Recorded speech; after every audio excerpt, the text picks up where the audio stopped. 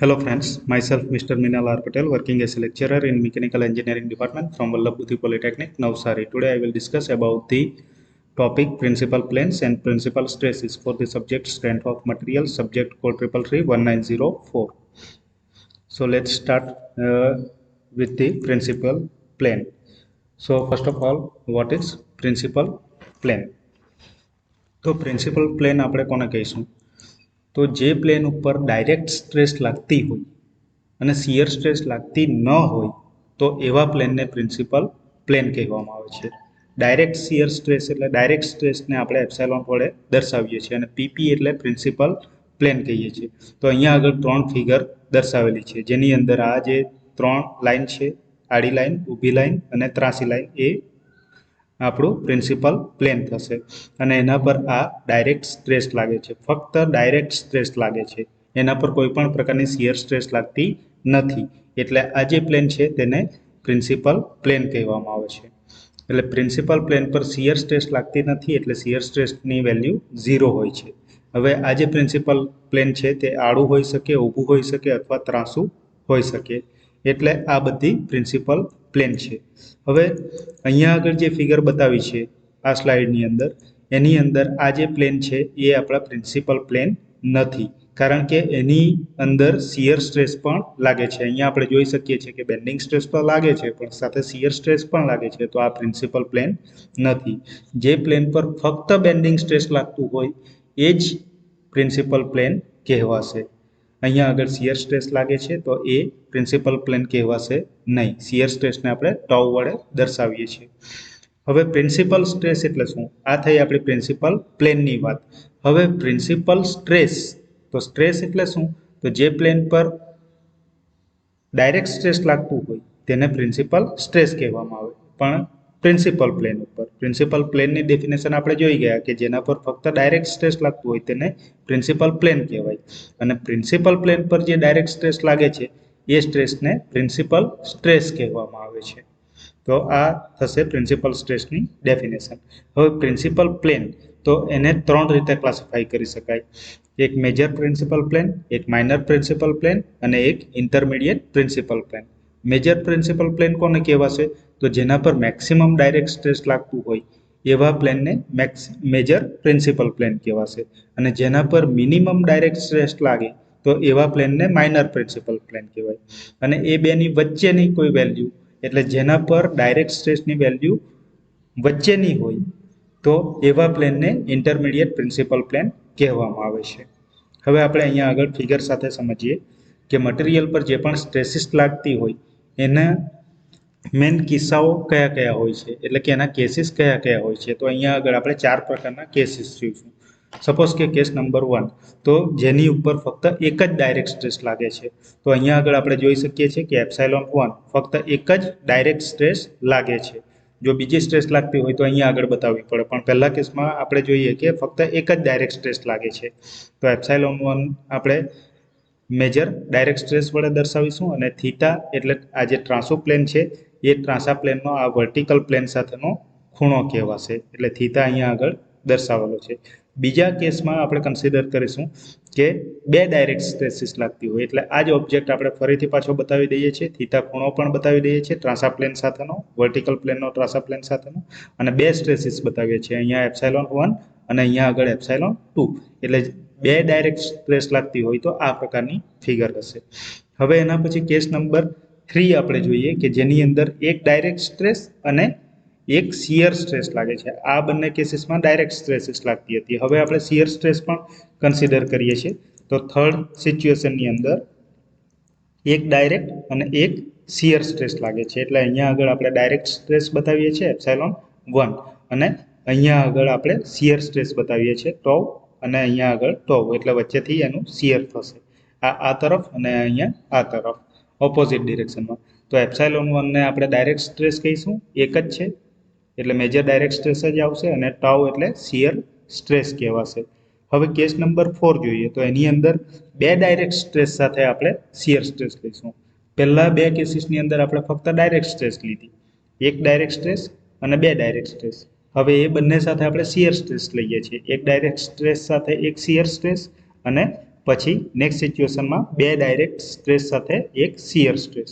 તો અહીંયા આગળ બે ડાયરેક્ટ સ્ટ્રેસીસ બતાવેલી છે, એપ્સાઇલોન 1 અને એપ્સાઇલોન 2, એટલે મેજર ડાયરેક્ટ સ્ટ્રેસ અને માઇનર ડાયરેક્ટ સ્ટ્રેસ, અને એની સાથે બે શિયર સ્ટ્રેસ પણ બતાવી છે. એક અહીંયા આગળ શિયર સ્ટ્રેસ આ, અને બીજી એક આ શિયર સ્ટ્રેસ, એટલે બે ટૂંકમાં શિયર સ્ટ્રેસ ઉપર જ બતાવી દીધી છે અહીંયા આગળ આપણે. તો એની સાથે શિયર સ્ટ્રેસ લીધી છે, બે ડાયરેક્ટ સ્ટ્રેસ સાથે શિયર સ્ટ્રેસ લીધી છે. એટલે 4 કેસીસ આપણા કયા કયા થયા કે પહેલા એક ડાયરેક્ટ સ્ટ્રેસ, પછી બે ડાયરેક્ટ સ્ટ્રેસ, અને પછી એ બંને સાથે શિયર સ્ટ્રેસ. એટલે કે એક ડાયરેક્ટ સ્ટ્રેસ સાથે શિયર સ્ટ્રેસ અને બે ડાયરેક્ટ સ્ટ્રેસ સાથે શિયર સ્ટ્રેસ. તો આ જે ચારેય કેસ છે એની અંદર એપ્સાઇલોન 1 અને એપ્સાઇલોન 2 ની વેલ્યુ જે છે તે ટેન્શન અથવા કમ્પ્રેશન પ્રકારની હોઈ શકે. હવે આપણે ઇક્વેશન્સ જોવાના છે, એપ્સાઇલોન n, એપ્સાઇલોન t અને એપ્સાઇલોન r માટેના ઇક્વેશન્સ. તો અહીંયા આગળ એ 3 ઇક્વેશન્સ દર્શાવેલા છે જેનો એક્ઝામ્પલમાં યુઝ થશે. તો એક ફિગર પણ અહીંયા આગળ બતાવી છે, ટ્રાન્સો પ્લેન છે, એનો એંગલ થીટા બતાવેલો છે. અહીંયા આગળ એપ્સાઇલોન 1 પહેલી ડાયરેક્ટ સ્ટ્રેસ, આ બીજી ડાયરેક્ટ સ્ટ્રેસ, અને આ શિયર સ્ટ્રેસ બતાવેલું છે. અહીંયા આગળ આ નોર્મલ બતાવેલું છે BN વડે, અને આ રિઝલ્ટન્ટ બતાવેલું છે BR વડે. આ રિઝલ્ટન્ટનો જે ખૂણો છે નોર્મલ સાથે તે ફાઈ વડે દર્શાવેલો છે, અને આ વર્ટિકલ સાથે ટ્રાન્સાપ્લેનનો જે ખૂણો છે તે થીટા વડે દર્શાવેલો છે. અહીંયા આગળ BT દર્શાવેલું છે. આ BT છે, અને આ BN છે, અને આ એનું રિઝલ્ટન્ટ BR છે. હવે એપ્સાઇલોન n, તો એનું ઇક્વેશન શું થશે? તો epsilon 1 plus epsilon 2 divided by 2 plus epsilon 1 અહીંયા આગળ માઇનસ કરીશું, એટલે epsilon 1 minus epsilon 2 by 2 cos 2 theta plus tau into sine 2 theta. અહીંયા આગળ આપણે આજે પહેલું ટર્મ યાદ રાખવા પૂરતું આ રીતે યાદ રાખીશું. આપણે આ લઈશું, પછી પ્લસ અહીંયા આગળ માઇનસ કરીશું, અને એની સાથે કોસ 2 થીટા મૂકીશું, અને શિયર સ્ટ્રેસ લખીશું, એની સાથે સાઇન 2 થીટા કરીશું. તો આ જ પ્રકારનું ઇક્વેશન બીજું એપ્સાઇલોન ટી નું આવશે. તો એપ્સાઇલોન ટી માટે શું થશે?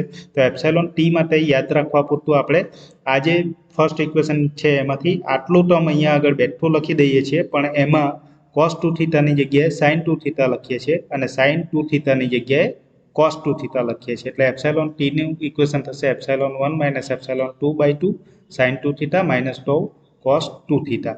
અને રિઝલ્ટન્ટ આપણે ફાઇન્ડ કરવાનું છે, તો રિઝલ્ટન્ટ માટે આનો સ્ક્વેર પ્લસ આનો સ્ક્વેર અને એનું અંડર રૂટ લઈશું, એટલે epsilon r equal to under root epsilon n નો સ્ક્વેર પ્લસ એપ્સાઇલોન t નો સ્ક્વેર લઈશું. એપ્સાઇલોન n એટલે નોર્મલ સ્ટ્રેસ કહેવાશે, t એટલે ટેન્જન્શિયલ સ્ટ્રેસ કહેવાશે, r એટલે રિઝલ્ટન્ટ સ્ટ્રેસ કહેવાશે, એપ્સાઇલોન 1 એટલે મેજર સ્ટ્રેસ, અને એપ્સાઇલોન 2 એટલે માઇનર સ્ટ્રેસ. એ બંને ડાયરેક્ટ સ્ટ્રેસીસ છે. મેજર સ્ટ્રેસ એટલે મોટી સ્ટ્રેસ, અને માઇનર સ્ટ્રેસ એટલે નાની સ્ટ્રેસ.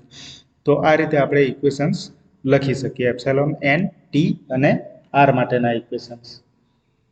હવે એની અંદર યાદ શું રાખવાનું છે? આ 3 ઇક્વેશન તો યાદ રાખવાના જ છે, પ્લસ એની અંદર કેસીસ કઈ રીતે કન્સિડર કરવાના છે. ટોવ એટલે આપણે શિયર સ્ટ્રેસ લીધું છે, અને થીટા એટલે ટ્રાન્સા પ્લેન EF નો મેજર પ્લેન એટલે કે વર્ટિકલ પ્લેન સાથેનો ખૂણો લીધો છે.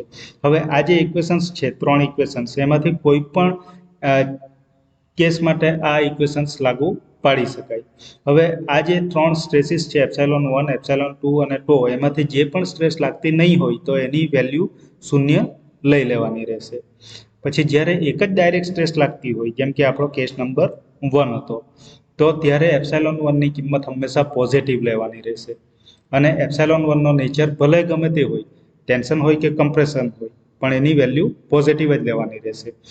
જ્યારે બે ડાયરેક્ટ સ્ટ્રેસ લાગતી હોય ત્યારે, એટલે કે આપણો કેસ નંબર 2 અને કેસ નંબર 4, જેની અંદર બે સ્ટ્રેસીસ લાગતી હતી, બે ડાયરેક્ટ સ્ટ્રેસ લાગતી હતી, તો એમાં મોટી સ્ટ્રેસને એપ્સાઇલોન 1 કહેવાની, અને એ હોરિઝોન્ટલ પ્લેન પર જ લેવાની રહેશે. એના પછી એની અંદર એપ્સાઇલોન 1 ની કિંમત જે છે તે હંમેશા પોઝિટિવ લેવાની, અને એપ્સાઇલોન 2 ની કિંમત જે છે તે એના નેચર પ્રમાણે લેવાની. એપ્સાઇલોન 2 નો નેચર જો એપ્સાઇલોન 1 જેવો જ હોય તો એને પોઝિટિવ લેવાની, અને એપ્સાઇલોન 2 નો નેચર એપ્સાઇલોન 1 કરતાં અલગ હોય તો એને નેગેટિવ લેવાની. ફોર એક્ઝામ્પલ, એપ્સાઇલોન 1 ટેન્સાઇલ છે અને એને આપણે પોઝિટિવ કહીએ છીએ, તો એપ્સાઇલોન 2 પણ પોઝિટિવ થશે. એપ્સાઇલોન 2 પણ ટેન્સાઇલ જ હોય તો એ પોઝિટિવ થશે, પણ જો એપ્સાઇલોન 2 કમ્પ્રેસિવ હોય તો એ નેગેટિવ થશે.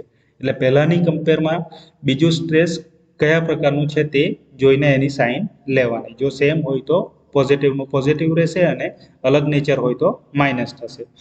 હવે ત્રાંસા પ્લેન EF સાથેનો ખૂણો હંમેશા એપ્સાઇલોન 1 સ્ટ્રેસના પ્લેન સાથે લેવો, એટલે કે વર્ટિકલ પ્લેન સાથે જ એને કન્સિડર કરવો. હવે EF આપણું જે છે લાઈન, એને હંમેશા વર્ટિકલ પ્લેન સાથેનો ખૂણો જે છે એ થીટા કહેવાશે. ઊભા પ્લેન પર ક્લોકવાઇઝ અને આડા પ્લેન પર anti clockwise shear stress positive લેવી. ઊભું પ્લેન હોય તો એના પર ક્લોકવાઇઝ શિયર સ્ટ્રેસ હોય તો એ પોઝિટિવ લેવી, અને એન્ટી ક્લોકવાઇઝ શિયર સ્ટ્રેસ હોય તો એને નેગેટિવ લેવાની રહેશે. અને ખૂણો થીટા જે છે તે ઊભા પ્લેનથી ક્લોકવાઇઝ દિશામાં હોય તો એને પોઝિટિવ લેવાનો રહેશે, જે અહીંયા આગળ ફિગરમાં દર્શાવ્યું છે. અહીંયા ફિગર પરથી આપણે જોઈ શકીએ છીએ કે આ જે ત્રાંસો પ્લેન છે એનો વર્ટિકલ પ્લેન સાથેનો ખૂણો આ જો ક્લોકવાઇઝ ડિરેક્શનમાં હોય તો એને પોઝિટિવ લેવાનો રહેશે, જ્યારે આ વર્ટિકલ પ્લેન સાથે આ ત્રાંસા પ્લેનનો ખૂણો એન્ટી ક્લોકવાઇઝ હોય, ઉલટી ડિરેક્શનમાં હશે તો એને નેગેટિવ લેવાનો રહેશે. અહીંયા શિયર સ્ટ્રેસ માટે આપણે જોઈ શકીએ છીએ કે આ જો ક્લોકવાઇઝ હોય, ઊભા પ્લેન સાથે ક્લોકવાઇઝ હોય અને આડા પ્લેન સાથે આ આડું પ્લેન છે તો આડા પ્લેન સાથે એન્ટી ક્લોકવાઇઝ હોય તો એને પોઝિટિવ લેવાનું રહેશે, અને એના કરતાં ઉલટું હોય તો નેગેટિવ. એટલે કે ઊભા પ્લેન સાથે જો એન્ટી ક્લોકવાઇઝ હોય અને આડા પ્લેન સાથે ક્લોકવાઇઝ હોય તો એને નેગેટિવ કન્સિડર કરવું પડશે. હવે આગળ વધીએ આપણે ઇક્વેશન્સ ઉપર. તો principal planes and principal stresses માટેના ઇક્વેશન્સ.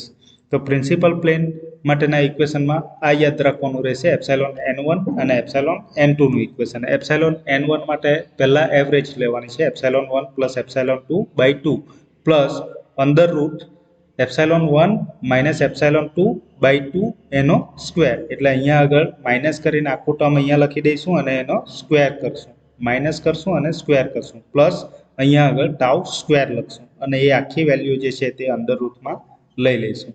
પછી એપ્સાઇલોન n2 એની વેલ્યુ લખવાની છે તો એની અંદર આ પણ કોમન રહેશે અને અહીંયા આગળનું આ ટર્મ જે છે એ પણ કોમન રહેશે. ફક્ત અહીંયા આગળ પ્લસ હતું એની જગ્યાએ અહીંયા વચ્ચે માઇનસ આવી જશે. અને એપ્સાઇલોન ટી મેક્સિમમ એટલે epsilon n1 minus epsilon n2 divided by 2 થશે. અહીંયા આગળ એવરેજ નથી પણ તફાવત છે આ બેનો અને એ ડિવાઇડ બાય 2 છે. જ્યારે tan 2 આલ્ફા 1 નું ઇક્વેશન આવશે 2 tau divided by epsilon 1 minus epsilon 2, જેમાં alpha 2 equal to alpha 1 plus 90 કહેવાશે. એપ્સાઇલોન n1 એટલે મેજર પ્રિન્સિપલ સ્ટ્રેસ અને એપ્સાઇલોન n2 એટલે માઇનર પ્રિન્સિપલ સ્ટ્રેસ.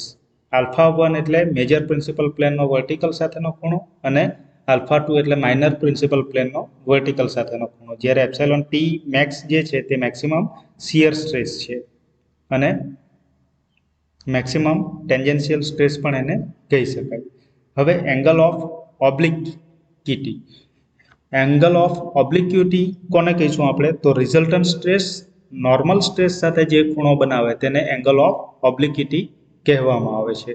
એટલે tan phi equal to epsilon T by epsilon n થશે, જે આપણે ફિગરમાં જોઈએ તો અહીંયા આગળ રિઝલ્ટન્ટ સ્ટ્રેસ બતાવેલું છે.